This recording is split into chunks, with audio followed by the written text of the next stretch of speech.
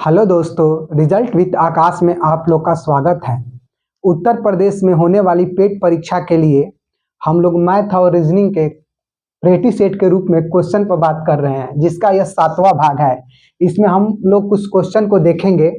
आइए फिर हम लोग पहले क्वेश्चन पर बात करते हैं। देखिए क्या दिया है, सारणी को ध्यान से पढ़े। दिया है कि निम्न तालिका में 5 अलग सोसाइटी में पुरुषों और महिलाओं की संख्या और बच्चों को प्रतिशत को दर्शाती है। यह जो सारणी है, कुछ सोसाइटी का नाम दिया है। जैसे देखिए PQRST, यह सोसाइटी का नाम है। पुरुषों की संख्या है 120, जैसे Q में 180 है, R में 150 है, S में 80 है, T में 100 है। ऐसे ही महिलाओं की संख्या दिया है 80, 60। अब बच्चों का जो संख्या दिया है वो परसेंटेज में दिया है। ठीक है, आइए फिर हम लोग पहले क्वेश्चन को देखते हैं। कह रहा है कि सभी सोसाइटी में रहने वाली महिलाओं की औसत संख्या ज्ञात कीजिए। क्या कह रहा है, सभी सोसाइटी में रहने वाली महिलाओं की औसत संख्या ज्ञात कीजिए। ये हम लोग के सोसाइटी का नाम है और ये महिलाओं की संख्या है। तो इसी का क्या पूछ रहा है, इसका औसत पूछ रहा है। तो हम लोग देख रहे हैं कि पहले महिलाओं की टोटल संख्या कितनी है। कितनी टोटल संख्या, तो देखते हैं। ये देखिए P में कितनी है, 80 है। वैसे ही Q में कितनी है, तो Q में 60 है। वैसे ही R में कितनी है, तो R में 50 है। वैसे ही S में कितनी है, तो 200 है। वैसे ही T में कितनी है, 170 है। तो हम लोग टोटल देखते हैं। तो देखिए 0 0 0 0 0, ये हो गया हम लोग का 0। 7 फिर 0 5 12 12 अच्छा 18 18 और 8 26 के 6, हम लोग हासिल लगा 2।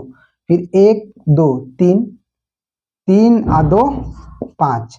टोटल महिलाएं कितनी है, टोटल महिलाएं 560 है। इनका औसत पूछा है। तो औसत देखिए सोसाइटी कितनी है, 1 2 3 4 5। हम लोग क्या करेंगे, 5 से इसको डिवाइड करेंगे। 5 एकम 5, फिर 5 एकम 5, 5 दूनी का 10, 5 दूनी का 10, तब कितना हो गया, 112। तो हम लोग का उत्तर नंबर कौन सा हो जाएगा, हम लोग का उत्तर नंबर सी सही हो जाएगा, 112। आइए फिर हम अगले क्वेश्चन को देखते हैं। देखिए अगला क्वेश्चन क्या दिया है, सोसाइटी P और Q में पुरुषों की कुल संख्या और सोसाइटी S और T में बच्चों की कुल संख्या का मध्य अनुपात ज्ञात कीजिए। कह रहा है सोसाइटी P और Q में पुरुषों की संख्या। तो सोसाइटी हम लोग देखते हैं P और Q।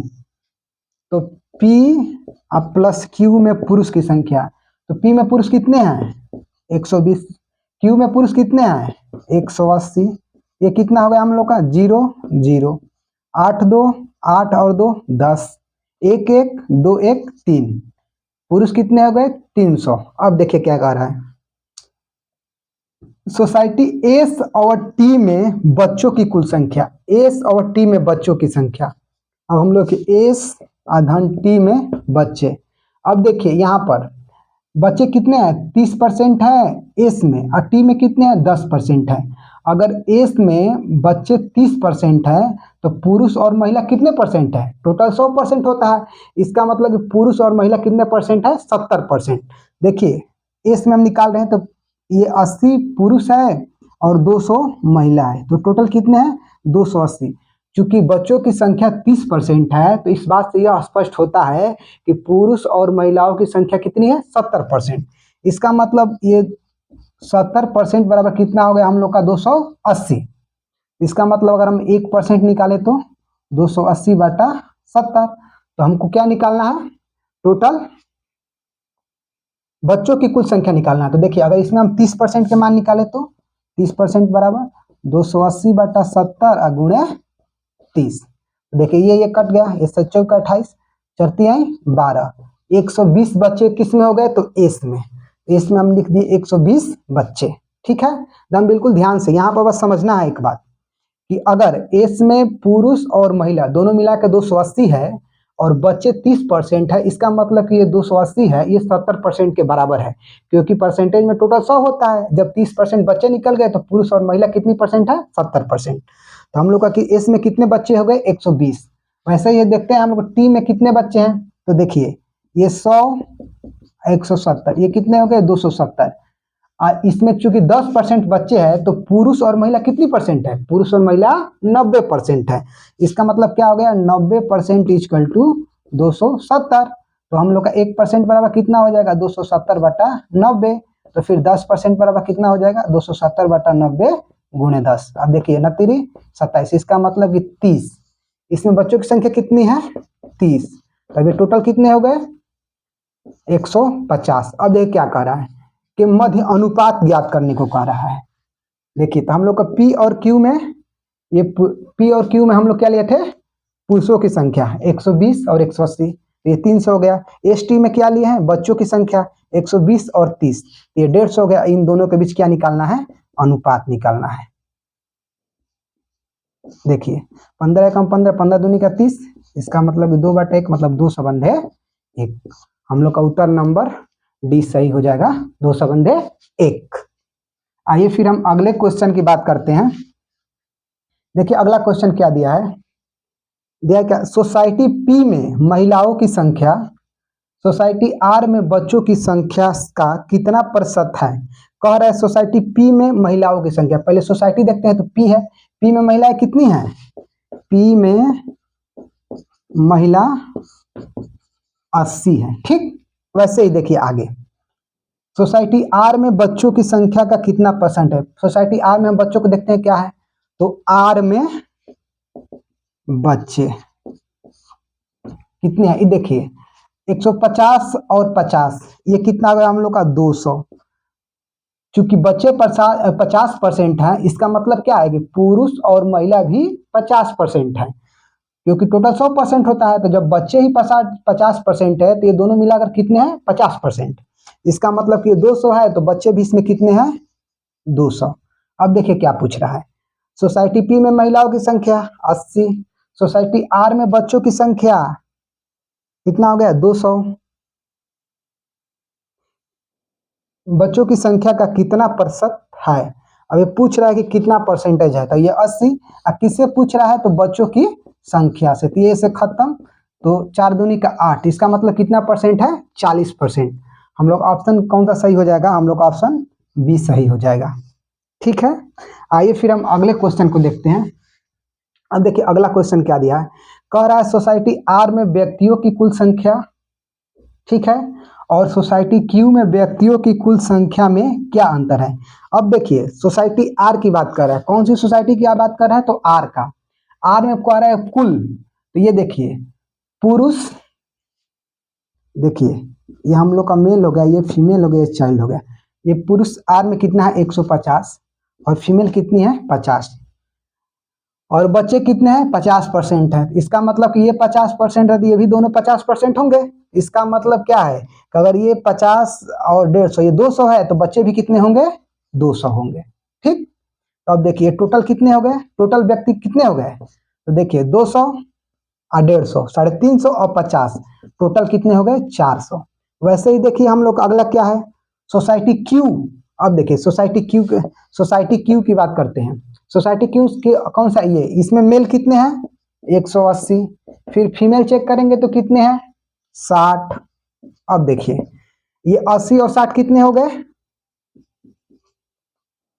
240। 240 ये है। अगर चूंकि इसमें बच्चे कितने हैं? 40%, ये दोनों कितने परसेंट है? 60%। इसका मतलब 60% बराबर 240 है, तो 1% बराबर कितना होगा? 240/60। तो फिर अगर हमको निकालना होगा 40%, तो हम निकाल देंगे कितना? 240/60 गुणे 40। अब देखिए खत्म, 6 के 24, 4 के 16, 160। बच्चे कितने हो गए? 160। अब देखिए आराम से हम इसको निकालते हैं तो ये कितना हो गया? अब देखिए 0 0 0 0 हो गया। अब देखिए 6 6 12, 12 8 20 हो गया। फिर हम लोग को मिला 2, 1 1 2 और 2 4। इसका मतलब ये भी 400 हो गए, ये भी 400 हो गए। तो पूछ रहा है दोनों में अंतर, तो आप ही बताइए 400 में से 400 गया तो कितना बचा?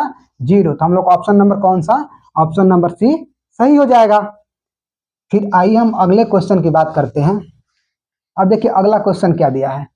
दिया है सोसाइटी क्यू में पुरुषों की संख्या, क्यू में पुरुष।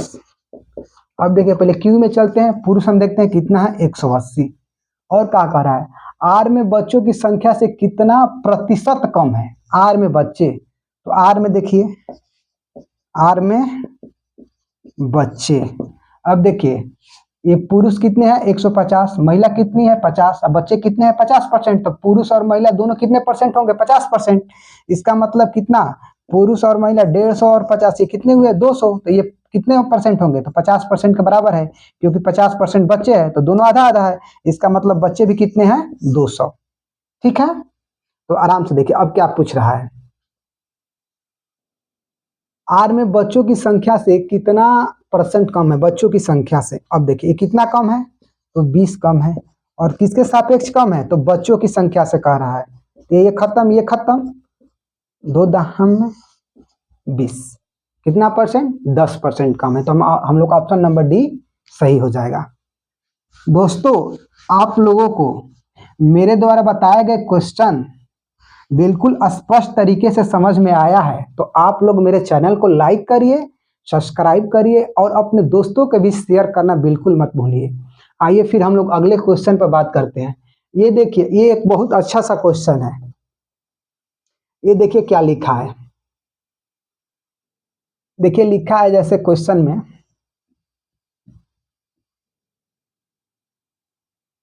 देखिए जैसे दिया है कि ये -3, उसके बाद धन ये 3 है, उसके बाद 8 है, फिर ये ऐसे करके है 7 + 4√3। अब देखिए, देखिए इस प्रकार के क्वेश्चन को करने के लिए क्या किया जाता है, जैसे आपने कभी ऐसे क्वेश्चन किया होगा कि 289 है, फिर प्लस करके अंडर रूट में ऐसे करके क्वेश्चन रहता है, फिर मान लीजिए यहाँ पर कुछ और दिया है, तो इसमें से मान लीजिए जैसे निकलता है तो 17 निकल गया, फिर 17 में मान लीजिए जैसे कर कुछ जोड़ेंगे तो ये बाहर निकलते जाता है रूट वाली संख्या है, उसी प्रकार का यह क्वेश्चन है, लेकिन देखिए इसको करना कैसे है। अब देखिए हम लोग का इतना का अगर वर्गमूल निकालना होगा 7 + 4√3, अगर इसको हम लोग का रूट से बाहर करना होगा तो क्या करेंगे, अब देखिए इसको कैसे किया जाता है। पहले ये हमको ए, देखिए यह प्लस है ना, तो a+b² के फॉर्म में हम लोग को करते हैं, तो क्या होता है a² + b² + 2ab, ये 2ab वाले मान को ध्यान देना है, तो कितना है हम लोग का 4√3, यहाँ पर हम क्या लिख सकते 2 × 2√3। अब ध्यान से देखिए, अगर 2 ये हो गया 2ab, तो ये a हो सकता है, ये b हो सकता है, तो अब ध्यान से हम लोग इसको चेक करेंगे कि हम लोग का इतना ab में बन रहा है कि नहीं, तो हम 2 के वर्ग करेंगे तो कितना हो जाएगा, जैसे देखिए ये हम लोग का सूत्र क्या होता है, हम लोग का सूत्र होता है a² + b² + 2ab, अगर हम 2 का वर्ग करेंगे तो कितना हो जाएगा, अब देखिए इसका वर्ग करते हैं, चेक करते हैं, तो ये 2 का वर्ग करेंगे तो 4 हो गया, और √3 का वर्ग करेंगे तो कितना हो जाएगा 3 हो जाएगा, इसका मतलब 7 ये आ गया, इसका मतलब हम लोग का ये बन जा रहा है, इसका मतलब इसको इस फॉर्म में तोड़ा जा सकता है, ये क्या है, इसका मतलब देखिए अब इसको हम लोग क्या लिख सकते हैं, हम लोग चाहें तो इसको ये लिख सकते हैं 2 + √3 का होल वर्ग। ठीक है, देखिए कैसे, देखिए इसको एक बार हम फैला कर दिखाते हैं आप लोग को, देखिए ये आप खोलेंगे तो a² हो जाएगा, तो ये 4 हो जाएगा, और फिर b² हो जाएगा तो ये रूट में से बाहर निकल जाएगा तो 3 हो जाएगा, +2 और 2 के बाद 2 और रूट ये, तो अब देखिए 7 + 4√3 हम लोग का ये बन गया ना, हम लोग को इसको ये लिख सकते हैं। तो फिर हम अगले स्टेप में क्या लिखेंगे, ये 6 नंबर क्वेश्चन है, ये क्वेश्चन नंबर 6, ठीक है ना। फिर अगले स्टेप में हम इसको चाहेंगे तो ऐसे करके, ऐसे धन 3 धन 8, इसको हम लिख सकते हैं 2 + √3 का होल वर्ग, क्योंकि अब 2 हो गया तो एक बाहर दे देगा, इसका मतलब क्या देगा, अब ध्यान से देखिए ये 8 हम लोग क्या निकल गया, तो 2 + √3, क्योंकि वर्ग स्क्वायर है तो एक निकल जाएगा, तो अब देखिए माइनस ये √3 अब प्लस ये कितना 8 दूनी का 16 हो गया, ये 8√3 हो गया। अब देखिए फिर वैसे ही बन गया, कैसे बन गया, इसको अगर हम चाहें तो ये माइनस ऐसे, उसके बाद प्लस 19 8√3, अब देखिए फिर वो उसी फॉर्म का बन गया, तो इसको भी तोड़ना है, तो देखिए अगर 2 ए बी वाले हम भाग को देखेंगे तो कितना है 8√3 है। इसको देखिए हम क्या लिख सकते हैं 2, फिर कितना बचा 4, ये कितना √3, 4 दूनी के 8 √3। तो इसका मतलब क्या होगा, अब चेक करेंगे कि हम लोग का 19 बन रहा है कि नहीं। तो देखिए इसको अगर ए का स्थान पर रखें तो ए प्लस बी के होल बराबर क्या होता है, ए के वर्ग प्लस बी के वर्ग प्लस 2ab।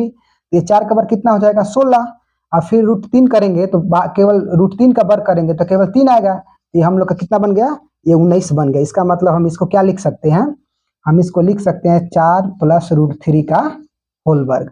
ठीक है, आराम से। फिर देखिए हम अब इसको लिखते हैं, ये हो गया।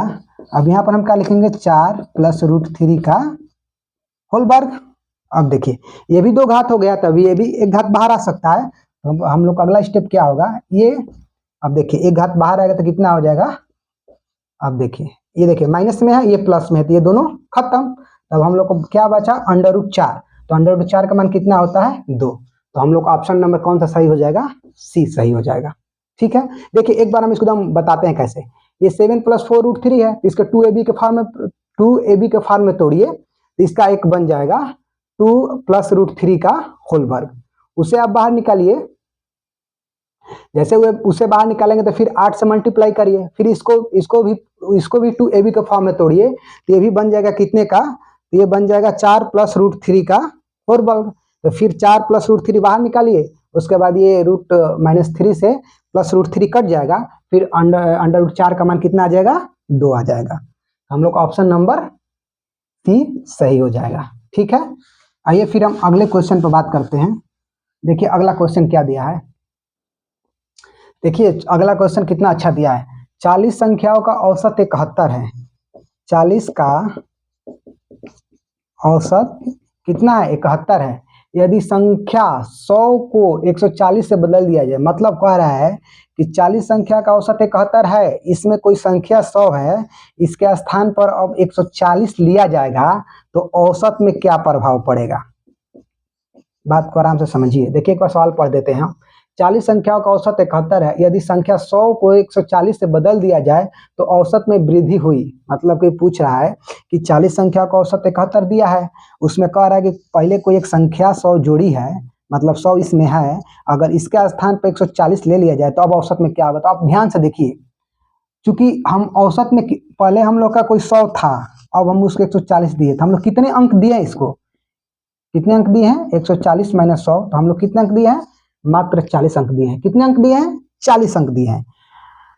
और संख्या कितनी है 40 संख्या है, इसको 40 अगर हम भाग देंगे तो हम लोग का औसत कितना होगा 1। इसका मतलब क्या होगा कि टोटल औसत में 1 की वृद्धि होगी। क्या की वृद्धि होगी, 1 की वृद्धि होगी। तो हम ऑप्शन नंबर डी सही हो जाएगा। आइए फिर हम अगले क्वेश्चन पर बात करते हैं। देखिए अगला क्वेश्चन क्या दिया है, विकल्पों में से कौन सा विकल्प भिन्न है। भिन्न का मतलब कि जो 4 विकल्प आपको दिए गए हैं, इसमें से एक विकल्प तीनों से अलग है।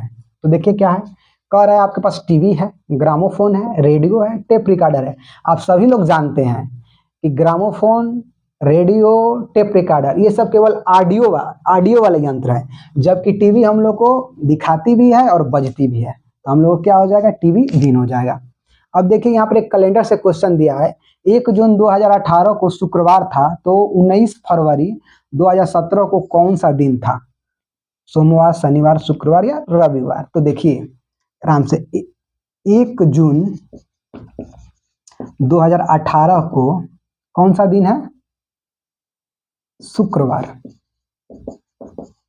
ठीक, तो किसका पूछा है, 19 फरवरी 2017 को। ठीक, तो देखिए वैसे अगर हम 1 जून 2017 को पूछे कौन सा दिन होगा, तो आप लोग कहेंगे गुरुवार यानी बृहस्पतिवार। क्यों, यह एक साधारण बस है, और जैसे ही हम लोग एक साधारण बस से अगले साधारण बस में जाते हैं तो एक दिन जोड़ते हैं, वैसे ही अगले साधारण बस से अगर हम लोग पीछे आएंगे तो एक दिन क्या करेंगे, माइनस करेंगे। तो यहाँ पर शुक्रवार है तो हम लोग का क्या हो जाएगा, 1 जून 2017 को गुरुवार या बृहस्पतिवार। ठीक, वैसे ही देखिए अब तो जून के महीने में हम 1 जून तक पहुंच गए हैं और गुरुवार दिन हमको मिला है।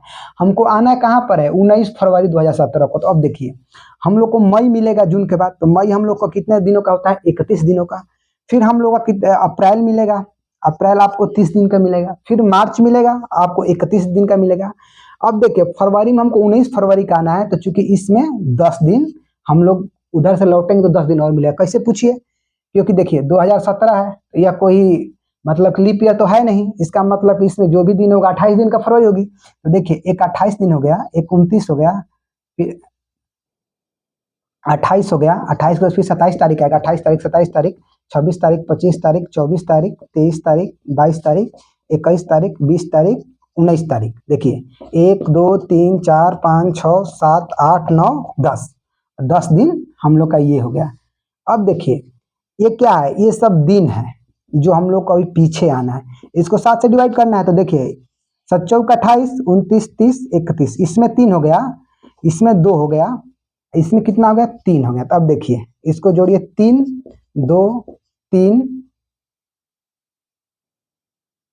इसमें भी 3 हो जाएगा, 3 धन 3 बटा 7। अब देखिए 3 2 5, 5 3 8, 8 3 11 बटा 7, तो 7 एकम 7 है 4। इसका मतलब कि हम लोग का विषम दिन कितने हैं, 4 दिन विषम है। विषम दिन कितने बचे हैं, 4 दिन। तो हम 4 दिन हम लोग को देखिए, हम लोग डेट पीछे आ रहे हैं तो हम लोग दिन भी पीछे आएंगे, क्योंकि गुरुवार पर है तो हम लोग 4 दिन पीछे आएंगे। तो एक हम लोग का पीछे वाला मिलेगा बुधवार, उसके बाद क्या मिलेगा मंगलवार, उसके बाद क्या मिलेगा सोमवार, उसके बाद क्या मिलेगा रविवार। तो हम लोग का कौन सा दिन हो जाएगा, रविवार। हम लोग का ऑप्शन नंबर डी सही हो जाएगा, रविवार। दोस्तों आप लोगों को अगर मेरे द्वारा बताए गए सारे क्वेश्चन समझ में आए हैं तो आप लोग अपने दोस्तों को भी शेयर करिए, लाइक करिए और आप सब्सक्राइब करिए। अगर कहीं पर आपको नहीं समझ में आया तो एक बार उसको पुनः देखिए, वो बिल्कुल आपको समझ में आया। मिलते हैं एक नए वीडियो के साथ, तब तक के लिए धन्यवाद।